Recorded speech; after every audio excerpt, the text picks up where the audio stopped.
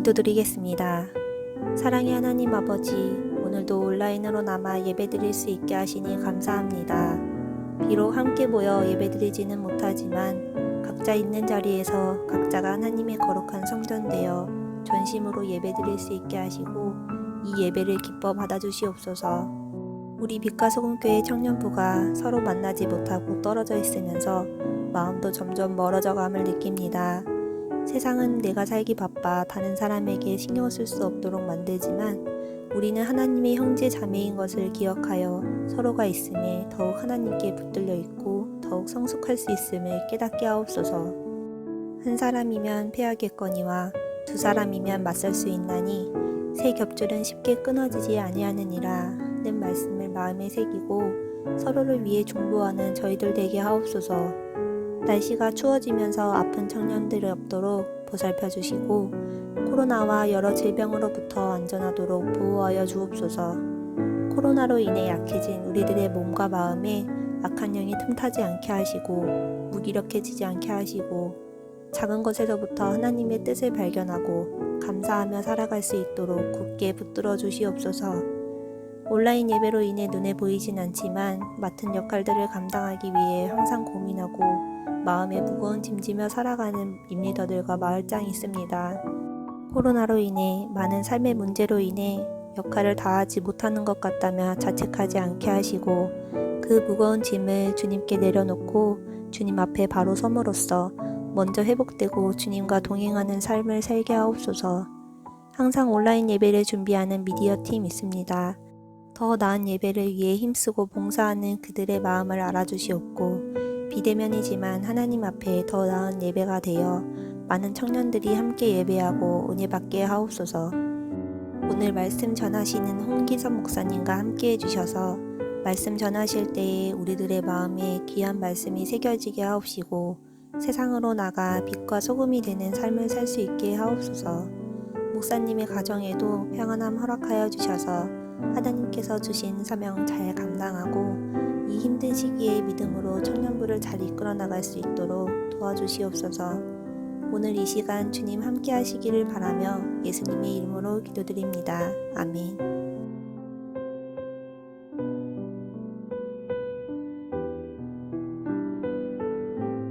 여호와여, 영광을 우리에게 돌리지 마옵소서. 우리에게 돌리지 마옵소서. 오직 주는 인자하시고 진실하심으로 주의 이름에만 영광을 돌리소서. 어찌하여 문 나라가 그들의 하나님이 이제 어디 있느냐 말하게 하리이까. 오직 우리 하나님은 하늘에 계셔서 원하시는 모든 것을 행하셨나이다. 그들의 우상들은 은과 금이요 사람이 손으로 만든 것이라. 입이 있어도 말하지 못하며 눈이 있어도 보지 못하며 귀가 있어도 듣지 못하며 코가 있어도 냄새 맡지 못하며 손이 있어도 만지지 못하며 발이 있어도 걷지 못하며 목구멍이 있어도 작은 소리조차 내지 못하느니라. 우상들을 만드는 자들과 그것을 의지하는 자들이 다 그와 같으리로다. 이스라엘아, 여호와를 의지하라. 그는 너희의 도움이시요 너희의 방패시로다. 아론의 집이여, 여호와를 의지하라. 그는 너희의 도움이시요 너희의 방패시로다. 여호와를 경외하는 자들아, 너희는 여호와를 의지하여라. 그는 너희의 도움이시요 너희의 방패시로다. 여호와께서 우리를 생각하사 복을 주시되 이스라엘 집에도 복을 주시고 아론의 집에도 복을 주시며 높은 사람이나 낮은 사람을 막론하고 여호와를 경외하는 자들에게 복을 주시리로다. 여호와께서 너희를 곧 너희와 너희의 자손을 더욱 번창하게 하시기를 원하노라. 너희는 천지를 지으신 여호와께 복을 받은 자로다. 하늘은 여호와의 하늘이라도 땅은 사람에게 주셨도다. 죽은 자들은 여호와를 찬양하지 못하나니 적막한 데로 내려가는 자들은 아무도 찬양하지 못하리로다. 우리는 이제부터 영원까지 여호와를 송축하리로다. 할렐루야.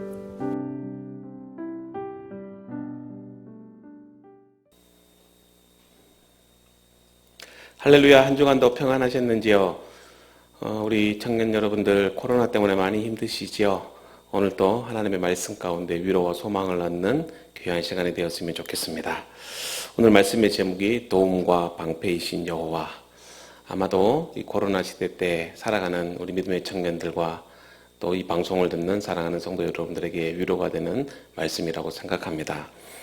니체는 그의 대표작인 짜라투르스는 이렇게 말했다라는 책에서 신은 죽었다 이렇게 선언을 했죠. 그것 때문에 중세 기독교 사회에 파문을 일으켰습니다.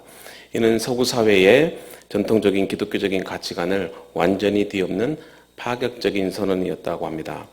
사실 니체가 신은 죽었다라는 말을 한 최초의 사람은 아니에요. 중세시대에 기독교가 부패하고 억압적인 권력을 행사하자 니체에 앞서서 서양의 지상인들은 기독교의 내재적인 비판이 필요하다는 의미로 신은 죽었다는 표현을 이미 쓰고 있었습니다. 이러한 말의 근본적인 의미가 신의 어떤 존재성을 부인하기 위한 그런 의도가 아니라 기독교 정신을 회복하고 부패하고 타락한 이 교회를 다시 개혁하자라는 의미로서 주장을 한 것이죠. 물론 무신론적인 철학적인 사고가 배제된 것은 아니지만 이러한 지성인들의 비판을 오늘날 한국 교회와 성도들은 귀담아 들을 필요가 있다고 생각합니다. 세상은 우리의 모습을 보면서 니체가 말한 것처럼 신은 죽었다. 아마 이렇게 선포할 수도 있을 것입니다. 그러나 여러분, 하나님은 생생하게 살아계십니다. 변함없이 이 땅을 통치하시고 만물의 주관자가 되십니다. 이것을 오늘 본문 말씀이 증거를 하는데요. 오늘 3절 말씀에 보면 이렇게 있습니다. 오직 우리 하나님은 하늘에 계셔서 원하시는 모든 것을 행하셨나이다. 사랑하는 성도 여러분, 우리 빛과 소금 교회의 청년 여러분, 하나님은 사람들이 말하는 것처럼 절대로 죽지 않았습니다. 하나님은 생생하게 살아 계십니다. 문제는 하나님이 존재하지 않아서가 아니라 우리의 믿음이 죽어서 하나님이 죽은 것입니다. 모든 것은 믿음의 문제입니다. 우리의 믿음이 살아있다면 하나님은 영원히 살아계십니다. 믿음으로 보면 하나님은 또한 살아계십니다. 그러나 인간이 죄로 인해서 양심이 타락해버렸고 우리의 눈과 귀가 멀어버렸기 때문에 우리는 하나님을 볼 수 없게 된 것입니다. 시편 115편은 하나님은 분명히 살아계시기 때문에 우리가 누릴 수 있는 이 복에 대한 이야기를 말하고 있습니다. 시편 115편은 저자가 누구인지는 알려져 있지 않아요. 그러나 본문의 내용을 묵상해 보면 이스라엘이 이방인들로 말미암아 어떤 국가적인 시련에 직면했을 때 이 시를 지어졌다라고 그렇게 보여지고 있어요. 내용을 보면 어떤 우상의 무가치함에 대해서 강조를 하고 있고 또 그것에 대조하여 하나님에 대한 그 찬양을 노래하고 있습니다. 그리고 이방 원수들과의 전쟁에서 하나님의 도우심을 바라는 간절한 그런 기도가 담겨져 있죠. 이 시의 전체적인 주제가 유일하신 하나님에 대한 찬송에 대한 시입니다. 찬양받기에 합당하신 하나님의 그 초월성을 노래하고 있어요. 그런데 이 시의 주제 전개 방식이 우상을 섬기는 이방인의 침입을 어떤 상기시킴으로써 오직 하나님께만 영광을 돌리고 하나님을 찬양해야 하는 어떤 당위성을 그렇게 강조하고 있는 것을 보게 됩니다. 자, 2절 말씀을 보게 되는데요. 어찌하여 문나라가 그들의 하나님이 이제 어디 있느냐 말하게 하리까. 때는 이스라엘이 이방인의 침략으로 국가적인 위험에 처했을 때예요. 이때 시인이 가장 염려하고 근심한 것이 있는데 바로 그것은 국가적인 존망이나 개인의 신변 또는 혹은 가족의 안전 문제가 아니었습니다. 시인은 제일 먼저 이방인들로부터 이스라엘의 하나님 여호와께서 무시당하고 멸시받는 것을 슬퍼하고 탄식하는 것을 보게 됩니다. 특별히 이스라엘 백성은 하나님으로부터 구별된 선민의 그런 백성이옵니다. 그 이유는 그들로 하여금 제사장의 나라가 되게 함으로써 모든 민족이 하나님께로 나아와 존귀와 영광을 돌리도록 하기 위한 하나님의 선택이었습니다. 그러므로 그들의 삶의 목적은 하나님으로부터 하나님을 위하여 하나님에 의해서 규정이 되어졌습니다.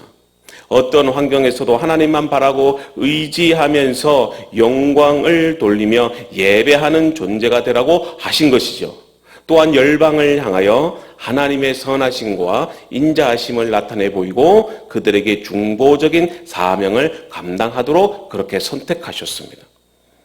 그들에게 복을 주신 이유도 바로 여기에서 찾아야 합니다. 복 자체가 목적이 아니라 하나님의 영광을 위한 것이 바로 그들의 존재 목적인 것이죠.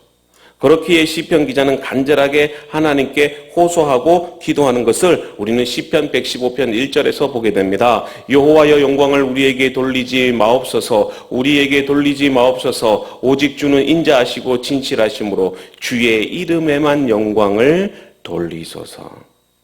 지금 시편 115편의 배경을 볼 때 지금 나라가 큰 위기에 처해 있습니다. 이방 민족의 침입으로 극심한 어려움 속에 놓여져 있습니다. 그럼에도 불구하고 시인은 국가적인 이 환란을 바라보면서 마치 개인이 아파하는 것처럼 그렇게 자신을 동일화시키는 것을 보게 되는데요. 그게 바로 시편 115편 2절에 나와 있습니다. 어찌하여 문나라가 그들의 하나님이 이제 어디 있느냐 말하게 하리까.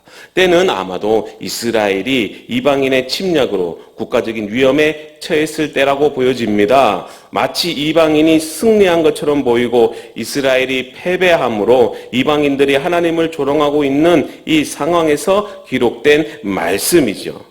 이때 시인이 가장 염려하고 근심하는 것은 국가적인 존망이나 어떤 개인의 신변, 가족의 안전이 그런 문제가 아니었습니다. 시인은 제일 먼저 이방인들로부터 이스라엘 하나님 여호와께서 무시당하고 멸시당하는 것을 슬퍼하고 탄식하는 것을 보게 됩니다. 특히 이스라엘은 전쟁에 대해서 많이 기록이 되어 있습니다.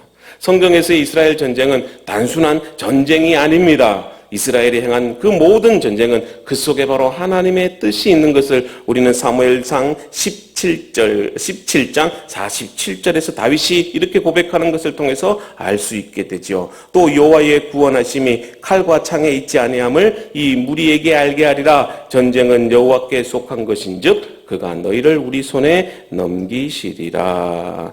여러분들 아마 이 배경이 되는 말씀에 대한 내용을 다 알고 계실 것입니다. 다윗과 골리앗의 그런 어떤 싸움 가운데 다윗이 이런 말씀을 가지고 골리앗 앞에 나가는 그런 그 내용을 우리는 기억하고 있습니다.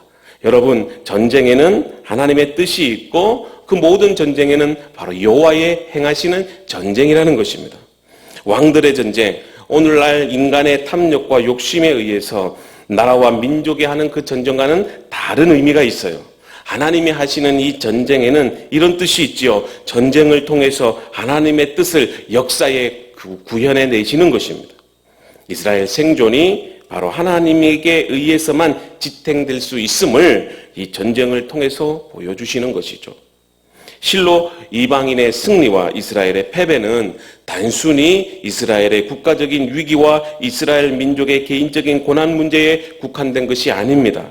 이것은 곧 우상을 섬기는 이방인들로 하여금 이스라엘의 하나님을 멸시하고 조롱하게 하는 신성모독적인 처사요, 하나님의 주권에 대한 중대적인 도전이 되는 것입니다. 지금 시편 115편에서 시인이 가장 염려하는 것이 무엇입니까? 건강, 먹고 사는 것, 취업, 자녀 교육, 인간관계로 인한 낙심, 돈 문제 이런 것이 아니었습니다. 그가 걱정하는 것은 이방인들로 인해서 이스라엘 백성들이 고통 가운데 있으므로 하나님의 영광이 가리워지고 하나님의 이름이, 하나님의 그 영광이 사라지는 그 상황을 안타깝게 생각하고 염려한 것입니다. 오늘 우리가 왜 이 자리에 예배하고자 모였습니까? 왜 여러분들이 매일같이 기도합니까? 그 존재 이유는 바로 우리로 하여금 하나님의 이름을 높이고 하나님의 영광을 위해서 우리가 존재해야 하기 때문에 그렇습니다. 오늘 시편 본문 4절부터 8절까지는 인간들이 만든 우상이 얼마나 쓸모없는 존재인지를 우리에게 알려주고 있습니다. 그렇습니다. 우상은 단순히 손으로 만든 것에 지나지 않습니다. 저들은 입이 있어도 말하지 못합니다. 눈이 있어도 보지 못합니다. 귀가 있어도 듣지 못합니다. 손과 발이 있어도 움직이지 못합니다. 그런 우상들로 형상화된 신들은 참된 신이 아니라는 것을 오늘 본문 말씀을 통해서 우리에게 가르쳐주고 있습니다. 우상은 사람의 필요에 의해서 사람 손으로 만들어진 것입니다. 필요하면 그때마다 우상을 만들어내는 것이 인간의 죄성입니다. 고대 세계에서 인간은 아주 나약하고 보잘것이 없었습니다. 결국 두려움 때문에 그들은 스스로 우상을 만들어 조각하고 그것에게 절하고 복을 빕니다. 그런데 이제 인류의 역사가 발전하고 기술 문명이 발전하면서 과거에는 할 수 없었던 많은 일들이 가능하게 되었습니다. 인간이 자연과 생명을 정복하게 되는 그런 현상까지 오게 되었습니다. 오늘 해결되지 못하는 문제라도 내일이면 가능하게 될 수 있다고 사람들은 믿게 되었습니다. 인간의 능력은 무한하다는 생각이 우리의 생각과 또 가치관을 지배하고 있습니다. 이런 인간의 무한한 발전 가능성에 대해서 사람들은 큰 신뢰를 갖고 있습니다. 오늘에게 있어서 우상이란 무엇입니까? 바로 여러분들 자신입니다. 인간 스스로 이제 모든 문제를 해결할 수 있는 기술 문명을 가졌다고 확신하며 스스로 뛰어난 존재라고 확신하게 된 것입니다. 겉으로는 기술 문명이 하나의 우상처럼 나타나지만 실상은 그것을 만들어낸 인간 자신이 바로 그 우상의 실체입니다. 인류의 이러한 확신은 결국 인간이 하나님을 멀리하게 되는 현상으로 나타나게 됩니다. 시편 115편은 시인이 우상에 대해서 비판하는 거 있습니다. 이 비판은 결국 이 세상의 어떠한 우상, 심지어는 나 자신까지 포함해서 하나님을 대신하려고 만들어진 모든 것에는 한계가 있다고 노래하고 있습니다. 여러분은 무엇을 위해서 살아가십니까? 왜 우리가 하나님의 영광을 위해서 살아야 합니까? 왜 하나님의 이름이 조롱과 멸시를 받으면 안 됩니까? 이사야 42장 8절 말씀에 보면 나는 여호와니 이는 내 이름이라 나는 내 영광을 다른 자에게 내 찬송을 우상에게 주지 아니하리라. 왜 우리가 하나님의 영광을 위해서 살아야 되고 하나님의 이름이 조롱과 멸시를 받으면 안 되는 이유가 하나님의 영광을 우상에게 빼앗기면 안 되기 때문입니다. 인간이 만든 문명에 빼앗기면 안 됩니다. 그런데 우리는 날마다 하나님의 영광을 날마다 빼앗으려고 합니다. 이제 그 영광을 내가 받고 싶어 합니다. 어느 순간에 하나님의 자리에 내가 서 있는 것입니다. 내가 죽어야 하나님의 영광을 받는데 여전히 내 욕심이 내 안에서 살아 있습니다. 그렇기에 하나님은 우상에게 뺏긴 하나님의 영광, 하나님의 이름을 찾기 위하여 예수 그리스도를 통해서 십자가에 죽게 하신 것입니다. 그 십자가로 하나님은 영광을 받으셨고 그 예수 그리스도를 통해서 하나님의 이름이 온 세계 위에 높아지게 되신 것입니다. 그러므로 우리는 날마다 우리의 육적 자아가 십자가로 죽어야 됩니다. 안 죽기 때문에 고난과 역경과 시련을 통해서 하나님은 우리의 자아를 죽이시는 것입니다. 그럴 때 우리의 인생이 새롭게 시작되는 것이고 시련과 고난이 있을 때마다 때로는 우리가 불평하지만 오히려 우리는 감사할 수 있는 그런 믿음이 될 수 있어야 됩니다. 그래서 이사야 48장 11절에서 다음과 같이 고백하고 있습니다. 나는 나를 위하여 일을 이룰 것이라. 어찌 내 이름을 욕되게 하리요 내 영광을 다른 자에게 주지 아니하리라. 하나님은 절대로 자신의 이름과 영광을 다른 자들에게 빼앗기지 않으십니다. 이것을 날마다 우리의 삶 속에서 하나님이 각인시키십니다. 설교로 안 되면 인생에 쓴 고난의 체험을 통해서 알게 하시는 것입니다. 여러분, 왜 은혜가 우리에게 필요합니까? 하나님의 은혜를 떠난 인간은 오로지 자신의 영광만을 위해서 살기 때문에 그렇습니다. 왜 그렇습니까? 여러분 정말로 복받고 싶으십니까? 하나님의 영광을 빼앗지 마십시오. 오히려 하나님의 영광을 위해서 살아가십시오. 그러면 하나님의 영광을 위한 삶이 무엇입니까? 이런 질문을 하실 것입니다. 본문이 거기에 대해서 해답을 주고 있습니다. 13절 말씀입니다. 높은 사람이나 낮은 사람을 막론하고 여호와를 경외하는 자들에게 복을 주시리로다. 하나님이 주시는 복은 최고의 복입니다. 하나님을 경외한다는 의미는 하나님을 예배의 대상으로 삼고 하나님이 말씀하시고 행하실 때 존경과 순종함으로 어떤 상황에도 의심치 않고 감사와 찬양의 삶을 살아가는 것을 말합니다. 그래서 시편 115편 18절에서 다음과 같이 결론적으로 말하는 것을 보게 됩니다. 사랑하는 성도 여러분, 나라고 하는 존재는 하나님께 예속된 존재입니다. 하나님으로부터 주어지는 은혜로 성도는 살아가는 것입니다. 은혜의 라인이 파괴되면 우리는 죽는 것입니다. 은혜가 지속적으로 공급이 안 되면 그때부터 인간은 자기중심적인 교만한 삶이 되는 것입니다. 왜냐하면 공급이 안 되면 자기가 가진 것으로 살아야 하기 때문에 당연히 내 중심적인 삶을 살아가는 것입니다.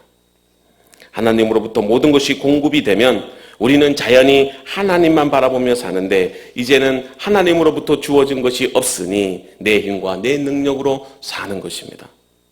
우리의 삶과 존재성은 하나님으로부터 나오는 것입니다.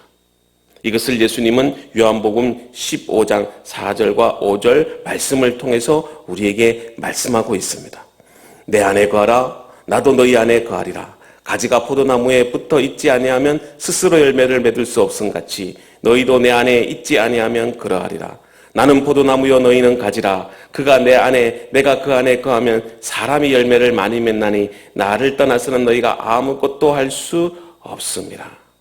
이 말씀은요 우리가 열매 맺는 것에만 초점을 맞추는데 그런 의미가 아닙니다. 중요한 것은 열매 맺는 이유입니다. 4절에 표현하고 있죠. 내 안에 거하라. 내가 주님 안에 있으면, 주님이 내 안에 있으면, 주님과 동행하면, 주님과 함께하면 자연적으로 열매가 나오는 것입니다. 열매는 뿌리와 줄기로부터 나오는 것입니다. 그리스도를 통해서 나타나게 되는 것입니다. 내가 노력한다고 되는 것이 아닙니다. 내가 할 수 있는 일은 내가 주님 안에 있고 주님이 내 안에 있으면 되는 것입니다. 내가 늘 주님과 동행하는 삶을 살면 자연적으로 열매는 맺히게 되는 것입니다. 우리는 늘 하나님 중심적인 삶을 살아야 합니다. 이것이 바로 하나님의 영광을 위한 삶이 되는 것입니다. 사랑하는 우리 빛과 소금 교회 청년 여러분, 오늘 이 방송을 함께 듣는 사랑하는 성도 여러분, 오늘 하나님의 형상으로 창조된 우리가 하나님께 영광을 돌리며 살아야 되지 않겠습니까? 하나님의 영광을 우상에게 빼앗기지 말아야 됩니다. 만약에 우리 안에 우상이 있다면 기도와 말씀으로 무너뜨리기를 소망합니다. 오직 우리는 하나님의 영광을 위해서 살아야 합니다. 요한복음 5장 44절에 이 말씀으로 말씀을 마치려고 합니다. 너희가 서로 영광을 취하고 유일하신 하나님께로부터 오는 영광은 구하지 아니하니 어찌 나를 믿을 수 있겠느냐. 그렇습니다. 나의 영광보다는 하나님의 영광을 구하며 기도하며 살아가실 수 있기를 바랍니다. 그럴 때 내 안에 성령께서 하나님의 그 영광을 이루시게 됩니다. 오직 주님만 바라보고 주님 안에 거하는 사랑하는 우리 빛과 소금 교회 청년 여러분들, 그리고 이 방송을 함께 듣는 사랑하는 성도님들이 되기를 주님의 이름으로 축복합니다. 하나님 아버지 감사합니다. 자신의 영광만을 위해서 사는 이 세상 속에서 오늘도 말씀을 통해서 나의 힘이요 방패가 되신 하나님, 오직 하나님만 영광 돌리며 사는 삶이 되기를 원합니다. 거기에 대한 해답을 우리에게 주신 것처럼 주님의 말씀이 내 안에 거하고 내가 주님 안에 거할 때 하나님의 영광이 나타날 줄로 믿습니다. 오늘도 내 중심적인 삶을 살아가는 세상 속에서 내 것을 버릴 때 하나님의 영광이 드러날 수 있습니다.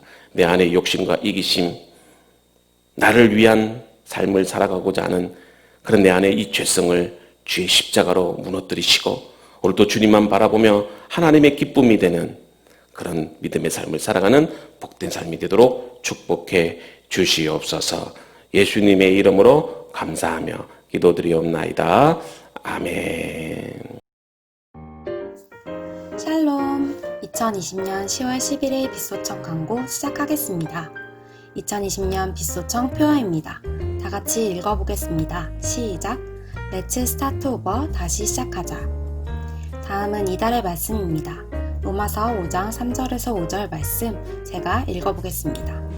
다만 이뿐 아니라 우리가 환난 중에도 즐거워하나니 이는 환난은 인내를, 인내는 연단을, 연단은 소망을 이루는 줄 알미로다.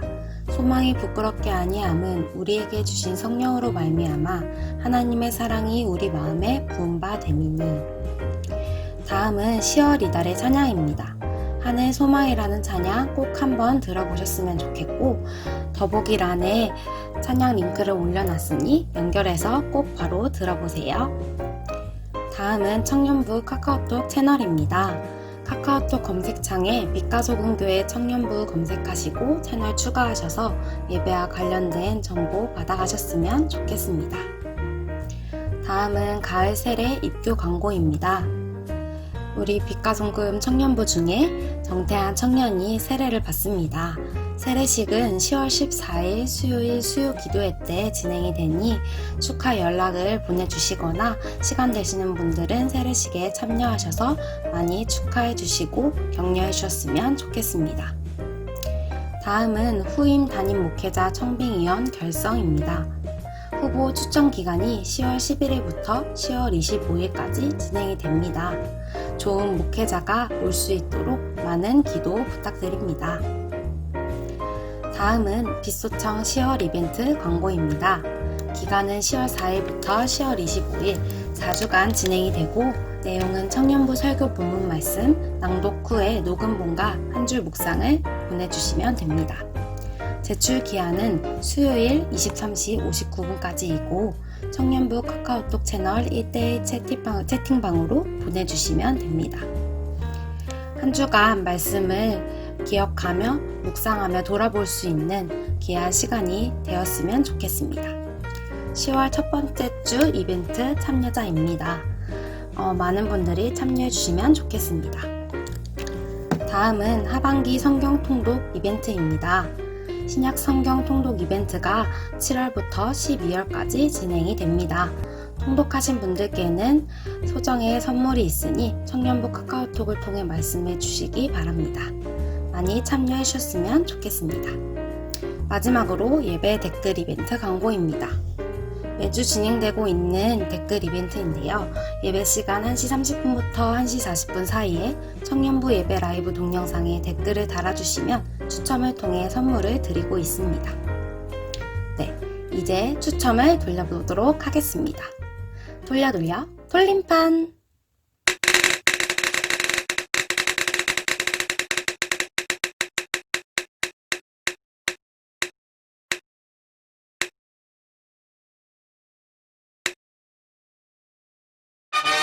네, 축하드립니다. 유소연 청년! 네, 추후에 선물을 지급해 드리도록 하겠습니다. 한 주도 승리하시고 평안하세요. 화이팅!